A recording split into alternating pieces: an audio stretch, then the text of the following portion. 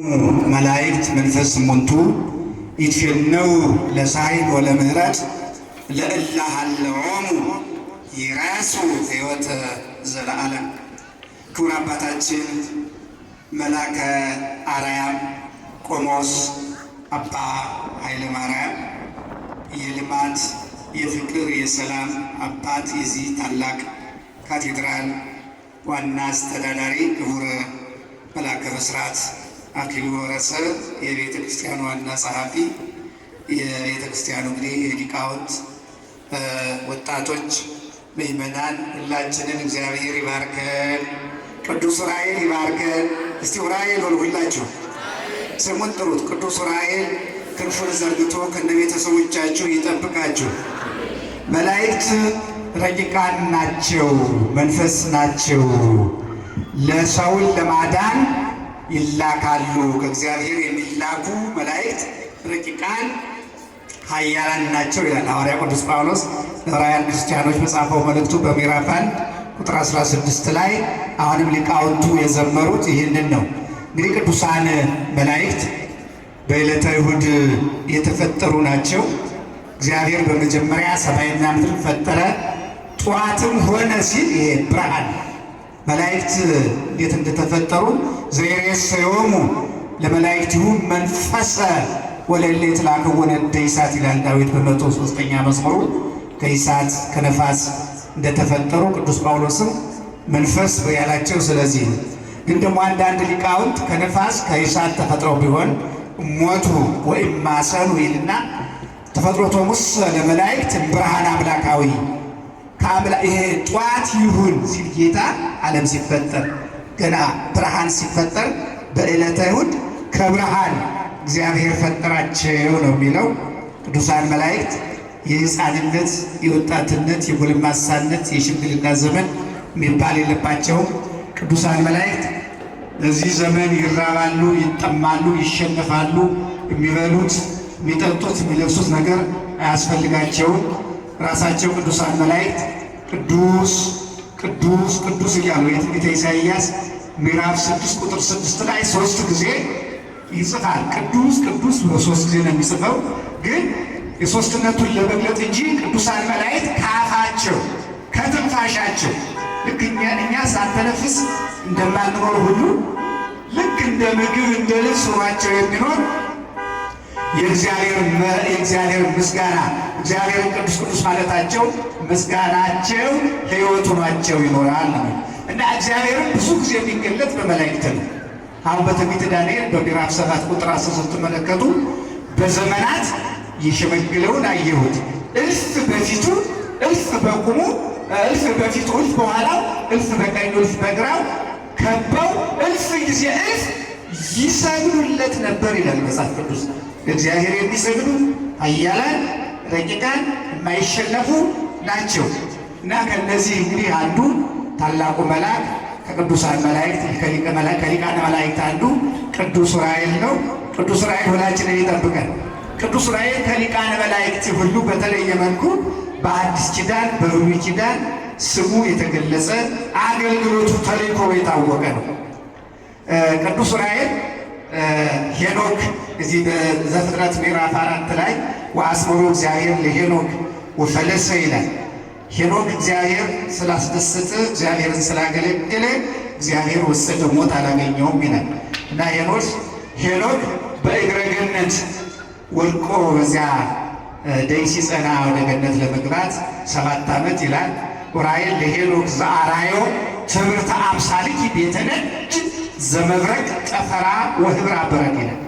ሄኖክን በክንፉ ተሸክሞ ተድላ መንግሥተ ሰማያትን ዓለመ መንግሥተ ሰማያትን አዙሮ ያሳየን የቅዱሳን መግቢያዋን መጀመሪያ ክንፉ ላይ ቁጭ አድርጎ ሄኖክን የረዳ የታቀፈ ወደ ገነት ያገባ መልአክ ከነ ቤተሰቦቻቸው እቅፍ አድርጎ ይህን ክፉ ዘመን ያሻግራቸው። አለኛ ይህን ዘመን ያሻግራቸው ከነ ቤተሰቦቻቸው። ኢትዮጵያን በክፉ ሽፍን አድርጎ ይጠብቅልን። አንዲት ሄኖክን ጠይቆታል ዑራኤል ሄኖክ ነው ዑራኤል አንዲት ነፍስ በዚያ በገነት አካባቢ የምትጮህ የምትንጸረጸር ድምፅ የምታሰማ ሰምቶ ይቺ ድምፅ ይሄ ድምፅ የባንዱ ዛ መንፈስ ዘመኑ ሲለው ዛ መንፈስ ዘአልየል ዘቀተሮ ቃየል ትሰኪ ወትዘር እስከ አመይታ ሁሉ ደቂቁ ለቃየል ብሎ ማያህን መምጣትንም ለሄኖክ የነገረ ቅዱስ ዑራኤል ነው። ማያህን ሳይሆን ሰላሙን ያምጣልን፣ ሰላሙን ያብስረን ቅዱስ ዑራኤል። ቅዱስ ዑራኤል እንግዲህ ሄኖክን ብቻ ሳይሆን እዝራንም ይረዳ።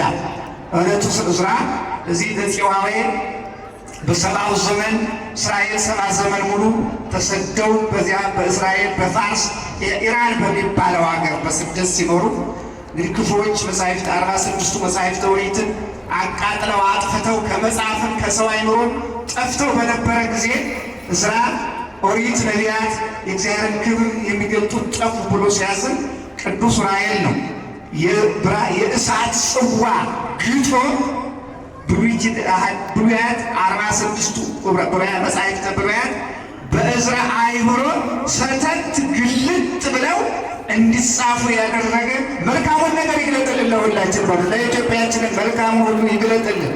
ለልጆቻቸው ትምህርታቸውን ይግለጽላቸው። አሁን የፈተና ሰሞን ነው አይደል? እዚህ የመጣችሁ እናቶች ስራ ፈታችሁ አይደለም። የልጆቻችሁን ደብተር ዑራኤል ይንካው። አሜን ነው። ዑራኤል ይንካው። ልጆቻችሁን ጎበዝ ያደርግላችሁ። ሥጋዊውን ትምህርት ይግለጥላቸው መተዳደሪያቸውን። ቅዱስ ዑራኤል እንግዲህ ለዕዝራ መጻሕፍተ ብሉያትን የገለጠ ሲሆን በተለይ ደግሞ በኢትዮጵያ ታሪካችን ከሌሎቹ ሊቃነ መላእክት ሁሉ ቅዱስ ዑራኤል በኢትዮጵያ ታሪክ የታወቀ ታሪክ ያለው ነው።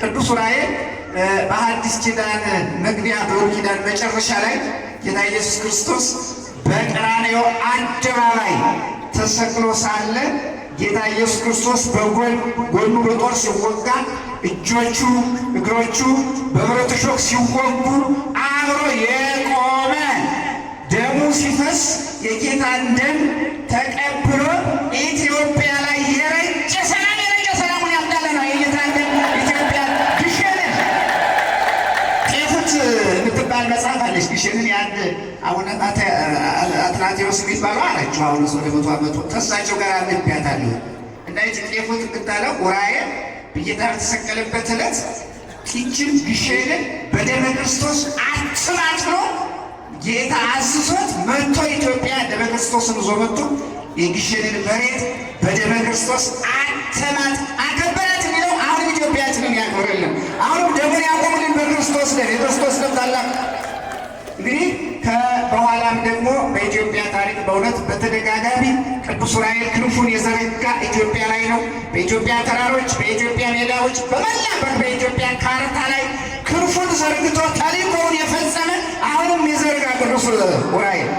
እመቤታችን ቅድስት ንጽሕት ድንግል ማርያም ወደ ኢትዮጵያ ስትመጣ እመቤታችን በደመና ከልጇ ጋር ከዮሴፍ ጋር ከሰሎሜ ጋር ሆና ስትመጣ በደመናው ላይ ክንፉን ዘርግቶ እመቤቴን ይዞ የመጣ አሁን ብዙት ይምጣ። እመቤቴን ሰላሙን ታምጣልን ለሀገራችን ይዞልን ይምጣ። ነይ በደመና ቅዱስ ዑራኤል እኮ ነው። እንትን ላይ ቅዱስ ዑራኤል ዋልድባ ላይ ሲደርሱ ይላል ጌታ ወደ ኢትዮጵያ ሲደርስ ሲመጣ ዋልድባ ላይ ደመናይቱ እንድታርፍ አደረገ ጌታ። እመቤታችን ቅድስት ድንግል ማርያም ዋልድባ ላይ ጌታ አርፎ ዋልድባን ባረከ። የዋልድባ መነኮሳት የሚበሉትን ቋርፍ አሁን ሳለው ላይ ይናገራል። ይህን ቅመሽላቸው፣ የኋላ ልጆችሽ ጸሎተ ማርያም እየደገሙ ስምሽን እየጠሩ የሚማጸኑሽ ምግባቸው ይህ ነው፣ ቅመሽላቸው ብሎ ባርኮ እመቤታችን ቋርፍን እንድትቀምሰው ሲደረግ ቅዱስ ዑራኤል ሰግዷል፣ አመስግኗል። ቅዱስ ዑራኤል ቆሞ እዚያው በጌታ ፊት አብሮ ነበር። በጣና ደሴት እመቤታችን ቅድስት ድንግል ማርያም በጣና ደሴት በዚያ በጣና ቂርቆስ አርፋ በነበረ ጊዜ ክንፉን የዘረጋ የሰገደ ከዚያ እመቤታችን ወደ አክሱም መጣ። አክሱም ላይ ከታቦተ ጽዮን ላይ ጌታ ሲሆን ከዑራኤል ክንፍ ላይ እመቤታችን ቁጭ አለች ነው የሚለው። ክንፉ ላይ ስትለ ማርያም ቁጭ አለችለት መልአክ፣ ታላቁ መልአክ ቅዱስ ዑራኤል ኢትዮጵያ ላይ ሆኖ ጌታ ከታቦተ ጽዮን ላይ እመቤታችን ከቅዱስ ዑራኤል ከቀኝ ክንፍ ሚካኤል መልአክ በክነፍ ጾራ ይላል። ድጓውም የታኅሳስ ዋዜማ ይናገራል።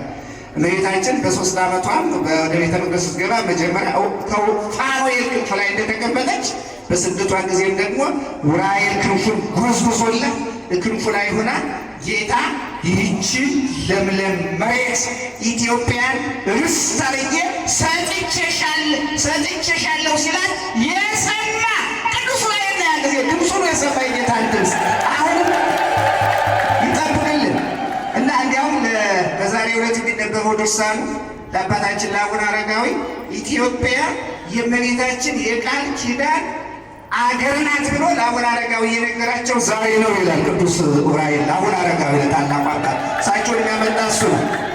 እንግዲህ ምእመናን ቅዱስ ዑራኤል ጌታ አያታችን ኢየሩሳሌም ሄዶ ሳለ ሁርት ለወለዝ ሰረገላ ብሎ የተናገረ ያ ጃንደረባው ሰረገላ ውስጥ እንደገባ ኢትዮጵያዊ እንደጌ ንግሥት እንደጌ የሐዋርያት ሥራ ምዕራፍ 8 ከቁጥር 1 እስከ 26 ያለ የኢትዮጵያ ታሪክ ነው በሙሉ።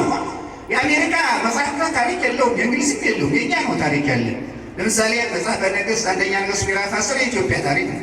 የሐዋርያት ሥራ ምዕራፍ 8 በጠቅላላ የመጀመሪያ የእስራኤል ታሪክ የሚባለው የሐዋርያት ሥራ ነው። እዚህ ላይ ኢትዮጵያ ተጽፋለች እና ጃንደረባው ኢየሩሳሌምን ባለ 50 ባለ ሰዊትን አክብሮ ሲመለስ ውስጥ እንዳለ ቅዱስ ዑራኤል ነው ፊልጶስን ሁር ስለው ለዚህ ሰረገላ ብሎ ፊልጶስንና ጃንደረባውን ያገናኘ ኢትዮጵያንና ሐዋርያውን ያገናኘ ቅዱስ ዑራኤል አሁንም ያገናኘን ከሚመቸን ጋር ያገናኘን ይላል።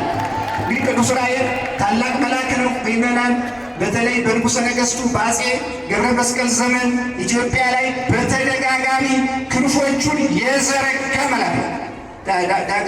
ታላቁ ንጉሥ አፄ ገብረ መስቀል እንግዲህ የኢትዮጵያ ነገሥታት በታሪክ ከ40 አጽብሃ ዘመን ጀምሮ እስከ ግርማዊ ቀዳማዊ አፄ ኃይለ ሥላሴ ዘመን የነበሩት ነገሥታት የሰከኑ እግዚአብሔር ያላቸው ሕዝብ የሚወዳቸው በእውነት በኢትዮጵያ ታሪክ የተጠላ ሰው የለም።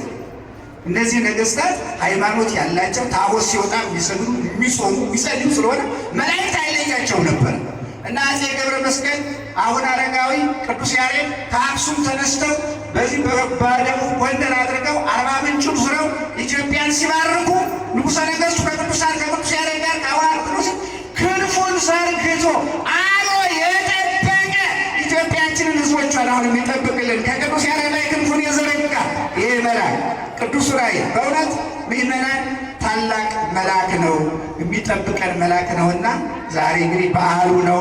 በሐምሌ 22 እና ጥር 22 ያው ከቅዱሳን መላእክት አንዱ ስለሆነ የምናከብረው በዓል ነው። እርሱ ይባርከን። እንግዲህ ምእመናን የሰነበት ነው ከእግዚአብሔር ጋር ነው። ይህ ጥር በእውነት እግዚአብሔርን ስናይ የሰነበትበት ወር ነው። ከጥር 10 ቀን የወጣው ታቦት ዓመት ሙሉ የተሰለሰበት የተቀደሰበት የእግዚአብሔር ታቦት ከመንበሩ ወጥቶ ጥር 10 ቀን ከመቅደሱ የማይወጣ ታቦት የተዘጋ ቤተክርስቲያን ይባላል እና ይሄ የወጣው ታቦት በኢትዮጵያ መንገዶች ተጉዞ በኢትዮጵያ ሜዳዎች አርፎ በወንዞቹ አርፎ ኢትዮጵያ ስትባረክ ነው የሰነበተችና እግዚአብሔር ኢትዮጵያ ላይ በረከቱን አፍሶ ነው የሰነበተና ይሄ የወጣው ታቦት እንደ ሲመለስ ሰላሙን ይመልስልን። እስቲ ይመልስልን በሉ። እስቲ ወደ ድሯችን ይመልስልን። ይመጣል እብንፋችንበት ምናምንባላበት ጊዜ ቢያበቃ ይጨረስ በወር የሚለው ጌታ ኢየሱስ ክርስቶስ በማየ ዮርዳኖስ ለመጠመቅ ጨርሻለሁ። ለመጠመቅ ሲሄድ ውሃው ጌታ እግዚአብሔር ስለሆነ ክርስቶስ ውሃው ጌታን ሲያይ ተበታተነ፣ ወደ ኋላው ተመለሰ። ዮርዳኖስን ከማደሪያው ነው ወደ ኋላው ተመለሰ ነው። በዚህም ጊዜ ጌታ ይህንን የተበታተነውን ውሃ በእሳት አጨረው ነው የሚለው። ነድ ለማየባህር ከበው ቀጠረ ማለት ይኮ ነድ ለማየባህር ከበው ማይኔ ሀበያው ሰው የሚመረገደው የሚስተነሰለው እና ጌታ እሳቱን ውሃ አጥፊ ነው። ውሃ አጥፊ የሆነውን ውሃ በእሳት ገድቦ ባህር አደረገው። አባይ እንደመገደብ ማለት ነው። እሳትንና ውሃን አንድ አድርጎ ያስማማ ጠፊና ጠፊን ተፈጥሮ ሚዛን የሌላቸውን እሳትና ውሃን አንድ ያደረገ ጌታ ልንግባባ ልናንዳዳ የምንችለውን እኛን እስቲ አንድ ያደረገን ዑራኤል እስቲ ዑራኤል አምላክልኝ እንደ የምንጠፋፋ ሳይሆን ይመናል። አሁን ያለንበት ዘመን በእውነቱ ሰውና ሰው የሚባላ አልታዘዘም። ሰውን ሰው እንዲረዳው እንዲደግፈው እንዲያቅፈው ነው። አሁን ሰው ያለ ሰው አንድ ቀን ቢሆን ብቻ አንድ ሰው ለሰው እኮ ሕይወት ነው። ግን ሰውና ሰው የሚባላበት ይሄ ክፉ ዘመን በእውነቱ የምንደጋገፍበት እግዚአብሔር ያደርግልን እና እኛን አሁን ከጥር 10 ቀን ጀምሮ ዓለም ሲመለከተን የሰነበተ ልላችሁ ነው።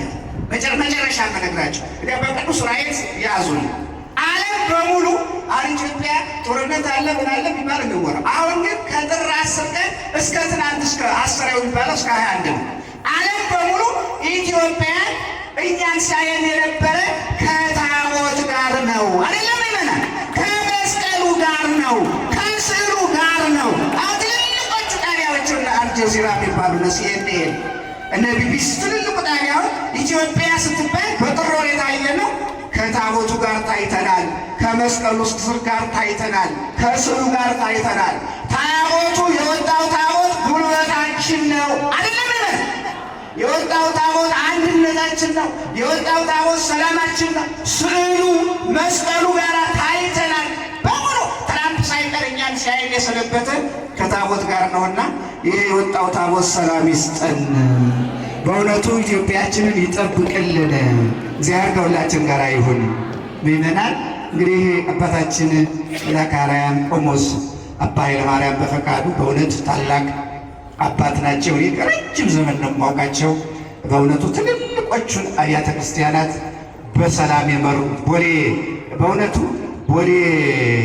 ቦሌ መድኃኔዓለም አሁን ትልቅ ቦታ ነው። እሳቸው ናቸው አስተካክለው በእውነቱ አረጋግተው የመሩት ብዙ ስልማት የሰሩ። እዚያም በእውነቱ ምእመናን አይሄዱብን ብለው ያውቃሉ እስከ ቤተ ክህነት ብለው ሲመጡ ትንሽ ደግሞ እዚህ ልምጣ ብለውና አባታችን በትልልቅ ቦታዎች በቦሌ ማርያም በቦሌ መድኃኔዓለም በትልልቆቹ ቦታዎች የኖሩ ታላቅ አባት የሰላም በእውነት በእውነት በቅዱስ ራእይ ፊት ነው የምናገረው። ከጎሰኝነት ከዘረኝነት ከአላዊነት ምንም የሌለባቸው ንጹሕ ቅዱስ የሆኑ አባት የሰጣቸው በእውነቱ ዙሲያቸው ደስ ነው ያለኝ። እንኳን የመካኒሳ ሚካኤል አካባቢ እንኳን ደስ አላችሁ። እግዚአብሔር ከሁላችን ጋር ይሁን።